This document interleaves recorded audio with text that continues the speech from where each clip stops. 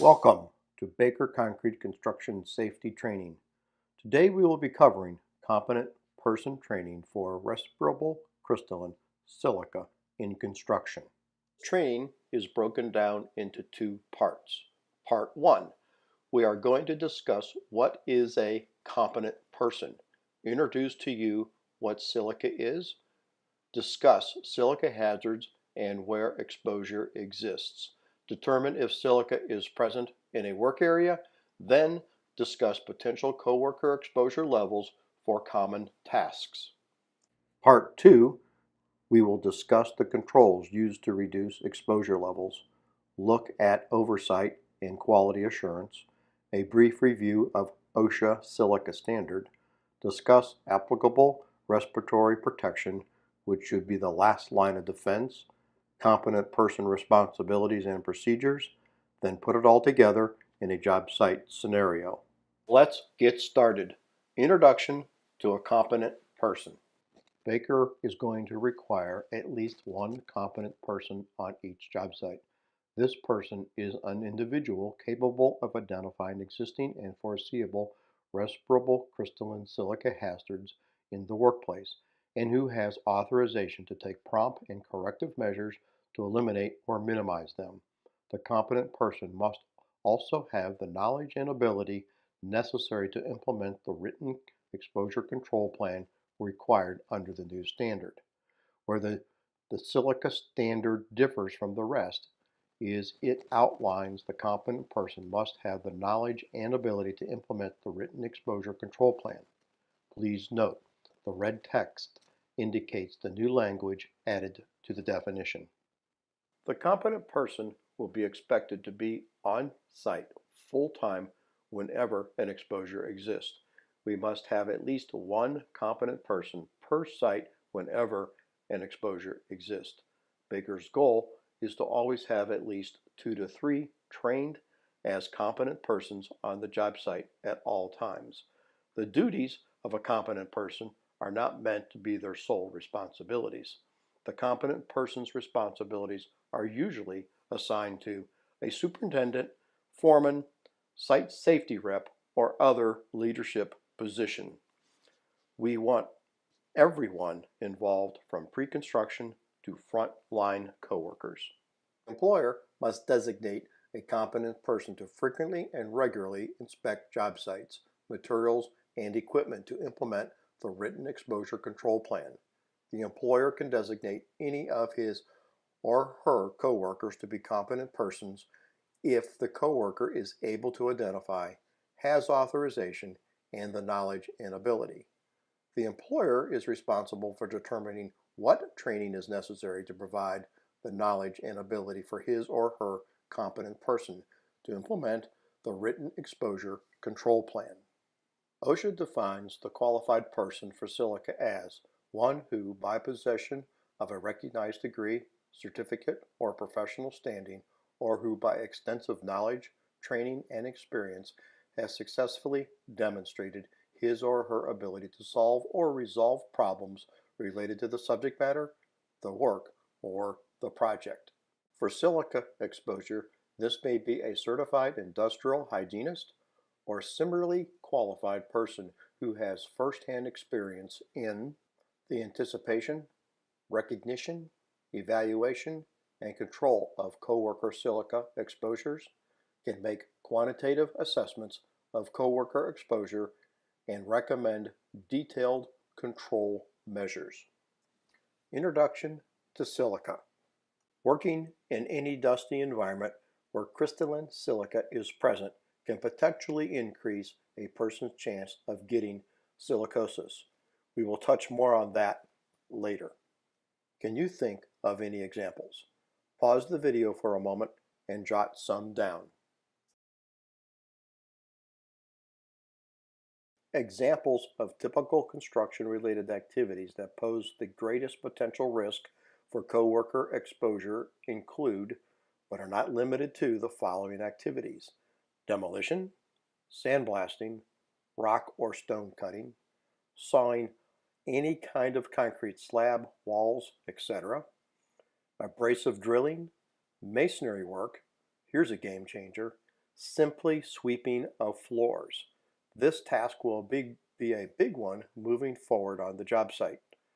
Jackhammering, blasting, chipping, and grinding concrete. Tunneling, concrete mixing, and another big one will be cleaning tools. What is respirable crystalline silica? First, respirable means a very small particulate matter capable of being taken into the body by breathing. Respirable crystalline silica is very small particles, typically 100 times smaller than ordinary sand found on beaches or playgrounds.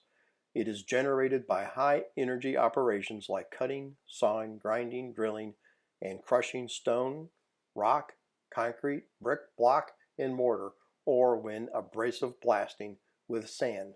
See the previous list. OSHA defines, in part, respirable crystalline silica is quartz, cristobalite, and/or tridymite contained in airborne particles that are determined to be respirable by a sampling device. In other words, dust. Silica hazards and exposures. Coworkers exposed to respirable crystalline silica are at an increased risk of developing serious adverse health effects including lung cancer, chronic obstructive pulmonary disease, pulmonary tuberculosis, kidney disease, and the most common, silicosis. Silicosis is a disabling, non-reversible, and sometimes fatal lung disease caused by overexposure to respirable crystalline silica. This exposure to dust that contains microscopic particles of crystalline silica can cause scar tissue to form in the lungs, which reduces the lungs' ability to extract oxygen from the air we breathe. There is no cure for the disease, but is 100% preventable if employers, coworkers, and health professionals work together to reduce the exposures. Please note, I'm not a doctor, but this X-ray represents a clear lung. There are 3 types of silicosis. The first type is called chronic. Usually occurs after more than 10 years of low levels of exposure to silica. This is the most common type. The lung on the left shows signs of scar tissue. The second type is accelerated silicosis. Typically occurs after 5 to 10 years of exposure to high levels of silica. And finally, acute. This can happen within months, even a few weeks, of very high level of silica exposure. Death occurs within months, typically by the lungs drowning in their own fluids. As you can see, the lungs pictured are badly scarred. We hope this is enough to encourage our coworkers to follow the safety precautions for avoiding inhalation of silica. Let's review some symptoms that are common with silicosis. Shortness of breath, severe cough, weakness, fatigue, fever, loss of appetite, weight loss, night sweats, and chest pains. So, don't let silica dust take your breath away. OSHA has established 2 separate levels for silica that employers need to be aware of. Action level, AL, that equals 25 micrograms per cubic meter of air, or permissible exposure limit, PEL, that equals 50 micrograms per cubic meter of air. The action level applies when a coworker silica exposure reaches 25 micrograms per cubic meter of air. This is the level that requires us to take action, and we now have to start implementing the standard.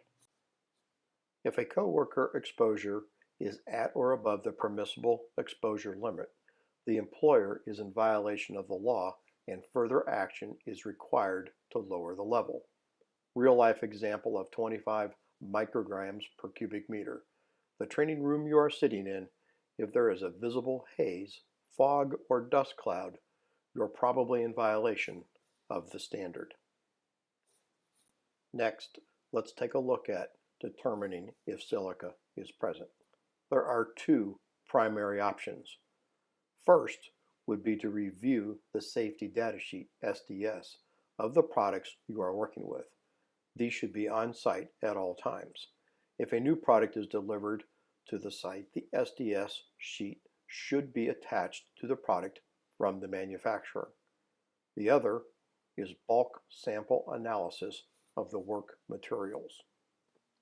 In regards to air sample analysis, first you collect an air sample.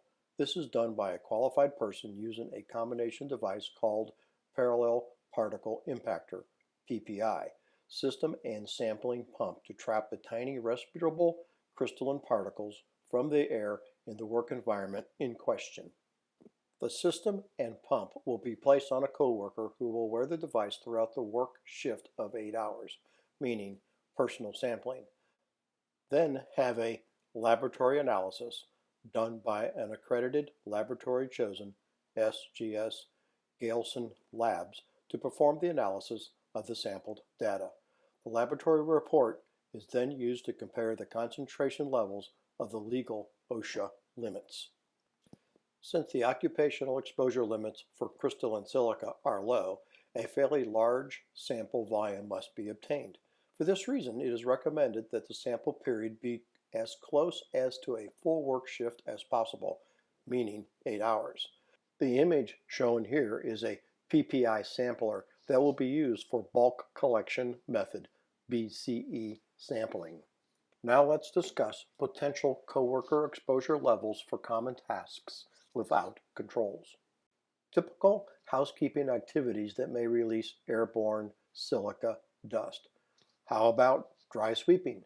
This will no longer be allowed. Using blowers or compressed air for cleaning areas that may contain silica will not be allowed.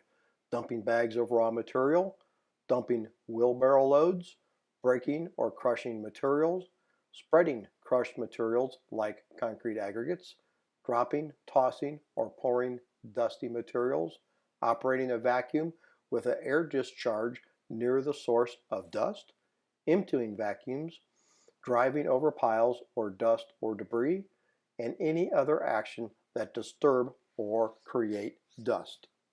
Some tasks put you at higher risks for exposure.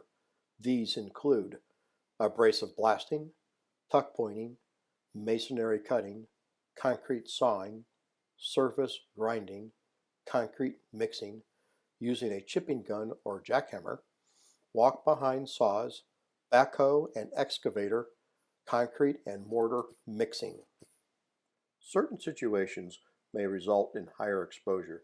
These include enclosed areas, multiple coworkers working in the same area, working with materials that have high silica content, high powered tools, maintenance failures in equipment, improper technique, and extended work shifts.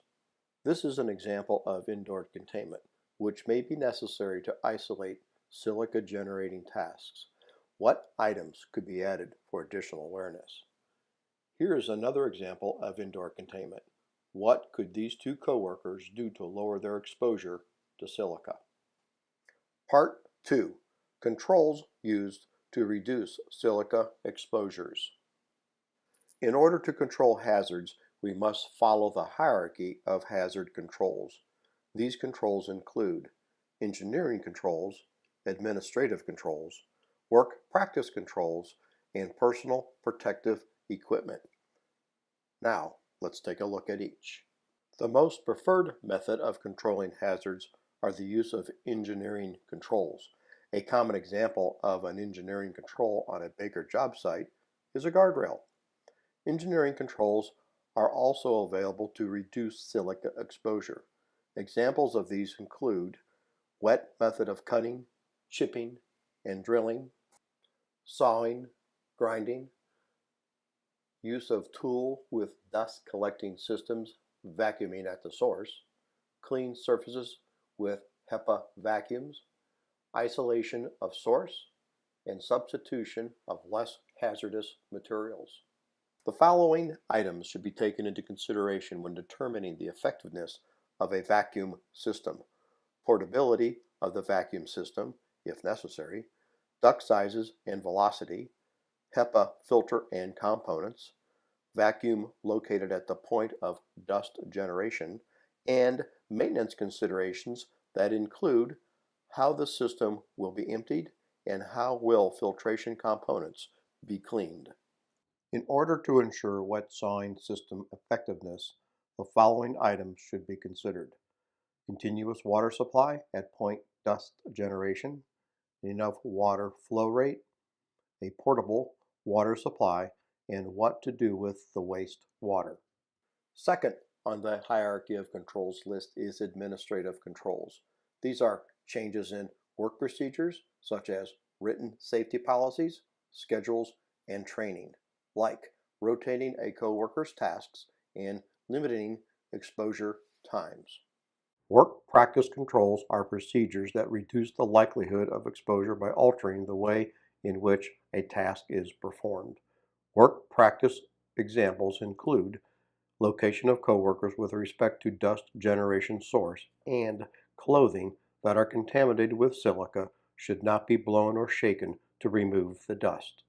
Respiratory personal protective equipment is the last line of defense against silica exposure.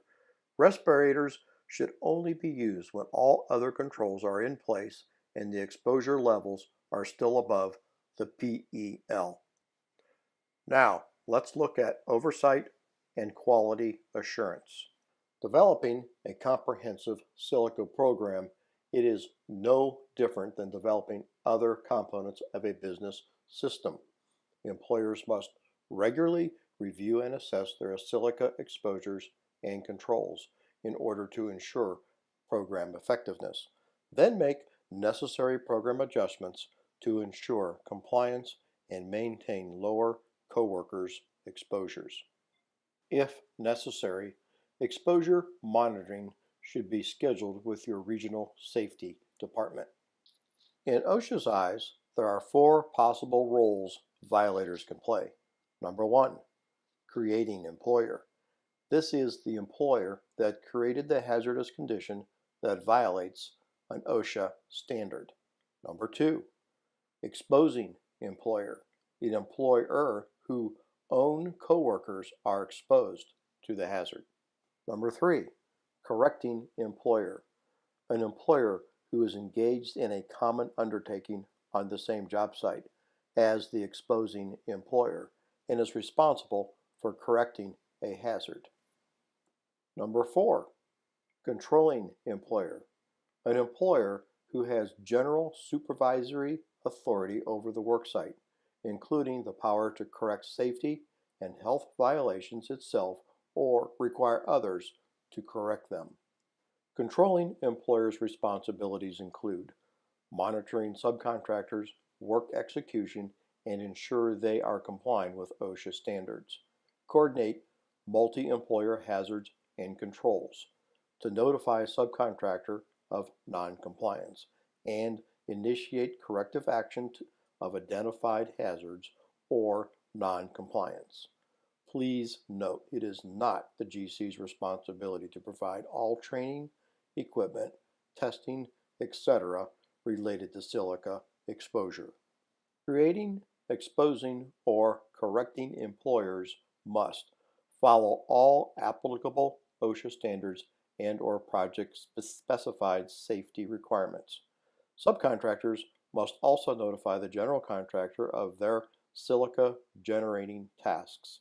These tasks may expose other subcontractors or contractors or members of the public to silica. Now, let's review OSHA silica standards. On June 23, 2016, 2 new silica standards went into effect, one for general industry and one for construction. The enforcement started on September 23, 2017 for the construction industry.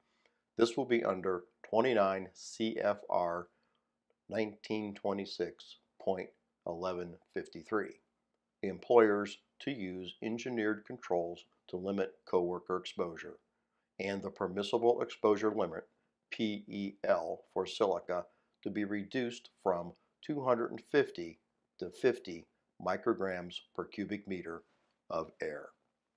This includes a written exposure control plan, competent person, restrict housekeeping practices, offer medical exams, train coworkers, and keep records. The employer shall establish and implement a written exposure control plan that contains at least the following elements: a description of the tasks in the workplace that involve exposure to respirable crystalline silica, a description of engineering controls, type of work practices, and respiratory protection used to limit coworker exposure to respirable crystalline silica for each of these tasks, a description of housekeeping measures used to limit coworker exposure to respirable crystalline silica, and a description of procedures used to restrict access to work areas, when necessary, to minimize the number of coworkers exposed to respirable crystalline silica and their level of exposure, including exposures generated by other employers or sole proprietors. And please note, the employer shall make the plan available to coworkers, review and evaluate its effectiveness at least annually, and update the plan as necessary. Silica exposure control plan should be completed with the daily MTAs and turned in each day. This is the form that is required to be filled out each time a coworker is going to be exposed to a silica situation. First, identify the task or tasks you or the crew will be performing. In this example, we have selected sign as the task being performed. If the task you are performing is not listed, please write in the task next to other. Also, please note if the task will be completed indoors or outdoors. Next, describe all engineering controls, work practices, and respiratory protection that will be used.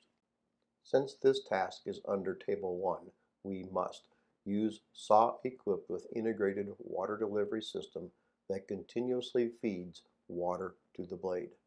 Operate and maintain tool in accordance with manufacturer's instructions to minimize dust emissions. Also note, per Table 1, when this task is being performed outside for less than 4 hours, no respiratory protection is needed. In this section, we will be explaining housekeeping measures used to limit coworker exposure to dust. This will vary from task to task. In the fourth section, you need to describe any procedures put in place to restrict coworker access to the areas where silica dust may be generated. Signs, barricades, and schedules can all be used to control access. Once the control plan is completed, the competent person will need to sign off and ensure the plan is implemented. Each job is required to have a designated competent person on site. The person must be trained, which is the reason for today's training. The competent person will be required to implement the written exposure control plan. OSHA's definition of a competent person is an individual who is capable of identifying existing and foreseeable respirable crystalline silica hazards in the workplace and who has authorization to take prompt corrective measures to eliminate or minimize them. The new silica standard also requires the competent person to have the knowledge and the ability necessary to implement the written exposure control plan required under the standard. The third major requirement is to restrict housekeeping practices. When cleaning up dust that can contribute to coworker exposure to respirable crystalline silica, employers must not allow cleaning by dry brushing or dry sweeping, unless methods such as wet sweeping or HEPA filter vacuuming are not feasible. If we believe an alternative method isn't feasible, we must prove why. Cleaning surfaces with compressed air is prohibited unless the compressed air is used together with ventilation systems that effectively captures the dust cloud and no other cleaning method is feasible. The fourth requires employers to offer medical exams including chest x-rays and lung functioning tests every 3 years for the coworkers who are required by the standard to wear a respirator for 30 or more days per year. This medical surveillance is available at no cost to the coworker and at a reasonable time and place. These medical examinations and procedures required by the Silica standard must be performed by a physician or other licensed healthcare professional. PLHCP means an individual who is legally permitted scope of practice, i.e. license, registration, or certification, allows him or her to independently provide or be delegated the responsibility to provide some or all of the particular healthcare services required by the Silica standard. There are 3 medical examination types under the new Silica standard, and each exam has a required frequency. The first exam will be the initial or the baseline exam. The baseline will cover the coworker's medical work history, focusing on silica exposure, physical, chest x-ray, pulmonary function test, latent tuberculosis, and any other test deemed appropriate. This must be done within the first 30 days after initial assignment.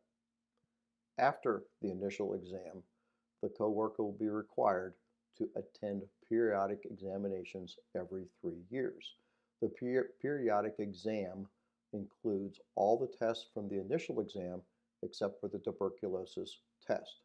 In either the initial or periodic exam, if the PLHCP's written medical opinion indicates that the employee should be examined by a specialist, the employer must make available the medical examination by the specialist.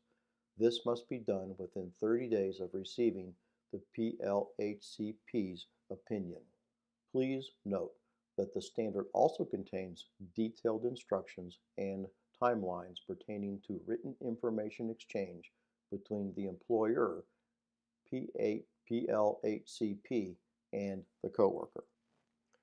Specific coworker training is required under the new standard. This training must include Respirable Crystalline Silica as part of their existing hazard communications program, labeling, safety data sheets, globally harmonized system, and HazCom training are all part of the Baker Hazard Communication Program. Employers must ensure each coworker covered by the standard can demonstrate knowledge and understanding of at least the following: the health hazards associated with exposure to respirable crystalline silica, specific tasks in the workplace that could result in exposure to respirable crystalline silica, specific measures the employer has implemented to protect the coworkers from exposure to respirable crystalline silica, including engineered controls, work practices, and respirators to be used. The contents of OSHA Silica standard, the identity of a competent person designated by the employer, and the purpose and description of the medical surveillance program required by the standard. The final requirement we will cover in this section is record keeping. Employers must maintain 3 different sets of records. The records include air monitoring data, which is all measurements taken to access coworker exposure to respirable crystalline silica. Objective data, all this objective data used to comply with the Silica standard must be kept in a file, and medical surveillance records for each coworker covered by medical surveillance under the requirements of the standard. Employers must limit coworkers' exposure to respirable crystalline silica. Under the standard, there are 2 options. The first option is to use the control methods laid out in OSHA's Table 1. Or option 2, they can measure coworkers' exposure to silica and independently decide which dust controls work best to limit exposures. First option, OSHA Table 1 matches 18 common construction tasks with dust control methods that limit coworker silica exposure, and employers who follow OSHA Table 1 correctly are not required to measure coworkers' exposure to silica and are not subject to the permissible exposure limit. In this example, we are looking at handheld power saws. You have been instructed to use a handheld power saw outdoors that has the potential to expose you to silica dust. This task will last less than 4 hours. Handheld power saws are one of the 18 tasks listed in Table 1. You will find these tasks in the first column. After finding the task, you will go to the second column to determine what engineering and work practice controls you will need to comply with the standard, knowing that this task will be outdoors and completed in less than 4 hours. You can go to the third column to determine the respiratory protection needed. In this case, working with handheld power saws, you will not need respirator protection to complete the task as long as you fully implement the engineering and work practice controls.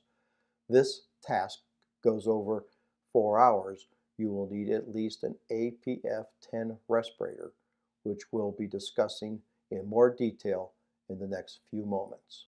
Baker has also developed a best practices table from OSHA 29 CFR 1926.1153 that has additional information for the tasks we perform not listed on OSHA's Table 1. Taking a closer look, Baker Best Practices is broken down into 5 columns.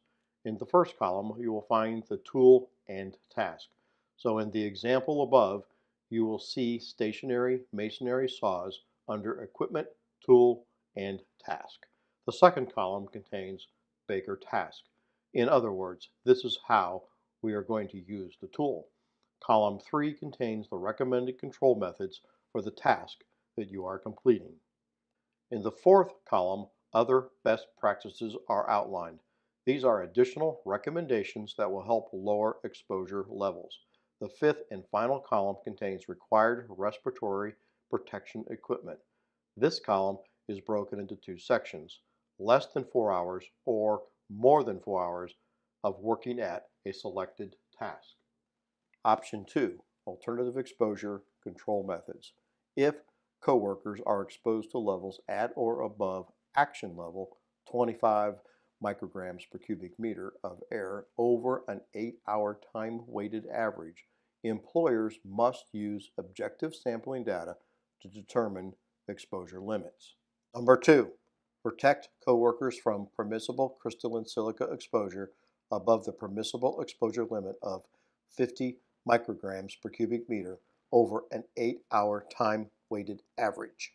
Number 3, use dust controls to protect coworkers from silica exposures above permissible exposure limit. And number 4, provide respirators to coworkers when dust controls cannot limit exposures to permissible exposure limit. Competent person, responsibilities, and procedures. In order to adequately manage a silica exposure control program, a competent person must be able to make initial evaluation of the site for potential coworker work exposures, anticipate a coworker's exposure by observation, pre-task planning, or using historical data, must be able to select, implement, and manage the appropriate control strategies in simple situations or recommend involving a silica qualified person for more complex situations, make frequent and regular inspections of job sites, materials, and equipment being used, and monitor the work site and take prompt corrective action to ensure safe work conditions are maintained. Competent persons must understand their responsibilities.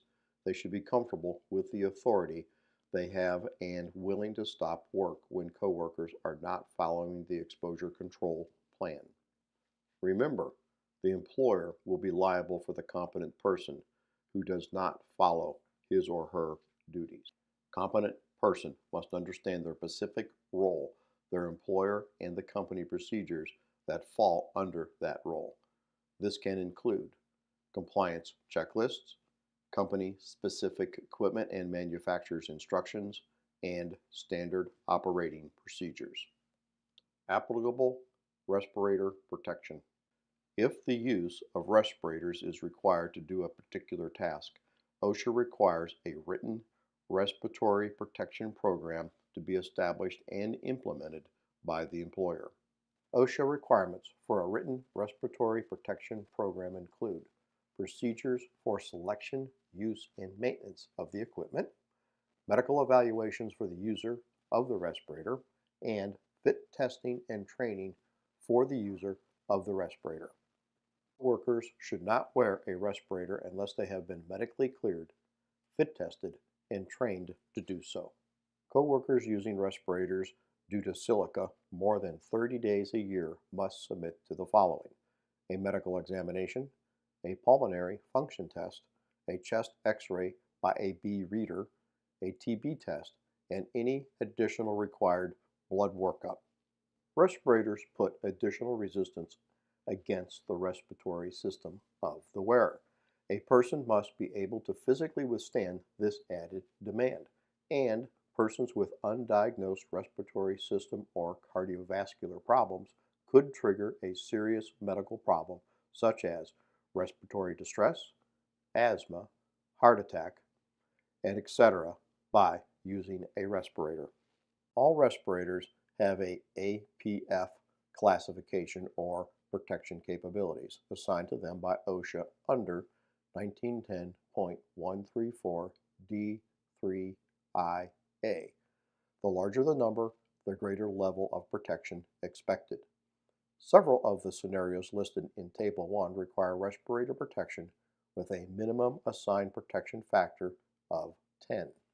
However, one of the scenarios listed in Table 1 requires respiratory protection with a minimum assigned factor of 25. So be sure to check the respiratory APF requirement listed next to your task. Here are some images of typical respirators, and any respirator in use must meet a minimum APF of 10. There are many different types of filters. Check with a regional safety representative for the one right for your task. Now, let's take a look at a job site scenario. In this job site scenario, you happen to notice a large cloud of dust coming from one of the project's 20-foot, three-sided core walls. As you approach the base of the core wall, you find a coworker surrounded by a thick cloud of dust wearing a dust mask and using a Bosch grinder with no vacuum system attached. As you begin to approach the coworker, you witness the coworker stop work, remove dust mask from his face, shake dust mask out, and begin to put dust mask back on. You should now pause the video and write down what actions you, the competent person, should take. If possible, you should do this with another coworker. Here are some discussion points for your consideration. Number 1, it is the responsibility of the competent person to immediately act on the scenario. Number 2, the competent person should safely stop the coworker from grinding and remove the coworker from the silica exposed area. Number 3, the competent person should relocate the coworker and his or herself outdoors to restrict access to the exposed area. Number 4, question the site exposure control plan, indoors versus outdoors. Number 5, question exposure control plan Table 1 versus alternative controls. Number 6, question coworkers' knowledge of exposure control plan. Number 7, ensure silica training was completed by coworker. Number 8, should discipline be issued to coworker based on your findings? Number 9, was the coworker wearing at least an APF 10 respirator? And if so, was the coworker using the respirator correctly? Number 10, was the coworker following the respirator protection program? Number 11, why was there no vacuum attached to the grinder? And last, is the coworker trained on how to use a Bosch vacuum system correctly? If the coworker states yes, then he or she will need to be retrained. This completes the competent person training for the new Silica standard. We want to thank you for your time, and if you have any questions, please contact your regional safety manager. Thank you for participating.